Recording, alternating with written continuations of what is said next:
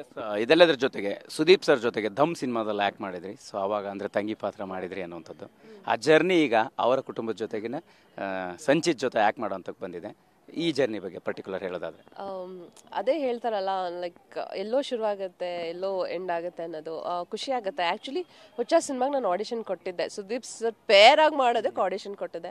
Unfortunately select ಆಗಲಿಲ್ಲ. ಅದಾದಮೇಲೆ ಅವ್ರ ಜೊತೆ ನಾನು ದಮ್ ಸಿನಿಮಾಲಿ ತಂಗಿಯಾಗಿ ಆ್ಯಕ್ಟ್ ಮಾಡಿದೆ. ತುಂಬಾ ಖುಷಿ ಆಯಿತು ಅವಾಗ ಅವ್ರ ಜೊತೆ ಆ್ಯಕ್ಟ್ ಮಾಡೋದು.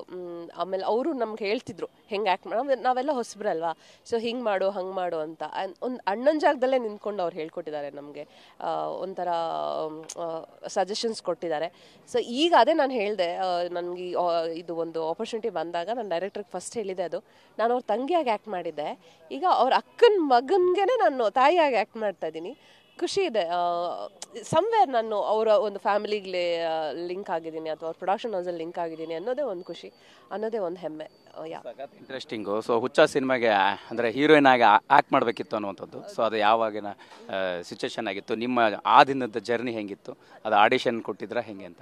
ಹೌದು, ಆಡಿಷನ್ ಕೊಟ್ಟಿದ್ದೆ. ನಾನು ಇನ್ನೂ ಇಂಡಸ್ಟ್ರಿಗೆ ಅವಾಗ ಬಂದಿದ್ದೆ, ಅಂದರೆ ಸೀರಿಯಲ್ ಒಂದೆರಡು ಮಾಡಿದ್ದೆ ಅಷ್ಟೇ, ಅಷ್ಟು ಬಿಟ್ಟರೆ ಬೇರೆ ಏನೂ ಮಾಡಿರಲಿಲ್ಲ. ಸೊ ಅವಾಗ ಹಿಂಗೆ ಹುಚ್ಚ ಸಿನಿಮಾಗೆ ಹೀರೋಯಿನ್ನ ಹುಡುಕ್ತಾ ಇದ್ದಾರೆ, ಸೊ ನೀವು ಆಡಿಷನ್ ಕೊಡಿ ಅಂತ ಹೇಳಿದ್ವಿ.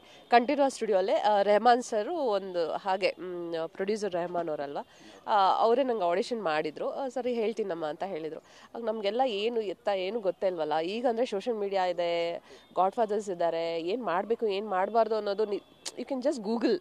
ನಾವು ಅವಾಗ ವಿ ವರ್ ಸೋ ಇನ್ನೋಸೆಂಟ್, ನಾವು ತುಂಬ ಒಂಥರ ಮುಗ್ಧವಾಗಿದ್ವಿ. ಅಂದರೆ ಯಾವ ಥರ ಪಾತ್ರಕ್ಕೆ ನಾವು ಪ್ರಿಪೇರ್ ಆಗಿ ಹೋಗಬೇಕು ಅನ್ನೋದು ಗೊತ್ತಿರಲಿಲ್ಲ. ನಾವು ಹೇಗಿದ್ವಿ ಹಾಗೆ ಹೋಗಿ ಆಡಿಷನ್ ಕೊಡ್ತಾ ಇದ್ದಿದ್ದು ಕಾಲಗಳದು. ಸೊ ಮಿಸ್ ಆಯಿತು. ಹುಚ್ಚ ಸಿನಿಮಾ ನೋಡಿದಾಗೆಲ್ಲ ಅನ್ಕೊತಾ ಇರ್ತೀನಿ, ನಾನಿರಬೇಕಿತ್ತು ರೇಖಾ ಜಾಗದಲ್ಲಿ ಅಂತ. ಸೊ ನೋಡೋಣ, ನೆಕ್ಸ್ಟ್ ಮತ್ತೆ ಸುದೀಪ್ ಸರ್ ಜೊತೆ ಆ್ಯಕ್ಟ್ ಮಾಡೋ ಅವಕಾಶ ಸಿಕ್ಕಿದ್ರೆ I will be very lucky.